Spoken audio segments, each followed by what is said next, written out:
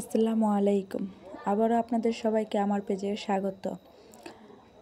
শুটকি মাছ অনেকেরই পছন্দ, আবার অনেকেই পছন্দ করে না, কিন্তু আমাদের কাছে শুটকি মাছ অনেক ভালো লাগে। তো আজকে বাজার থেকে আমার শ্বশুরমশাই অনেকগুলো পুঁটি মাছ নিয়ে এসেছে, তাই ভাবলাম কিছু মাছ শুটকি দিয়ে রাখি, যেহেতু শুটকি আমার অনেক ফেভারিট। বাজার থেকে শুটকি নিয়ে আসলে সেগুলো প্রায় অস্বাস্থ্যকর থাকে, তাই ভাবলাম কিছু মাছ শুটকি দেই। তো আমি মাছগুলোকে কেটে ধুয়ে ভালোভাবে পরিষ্কার করে নিয়ে ছাদে চলে এসেছি।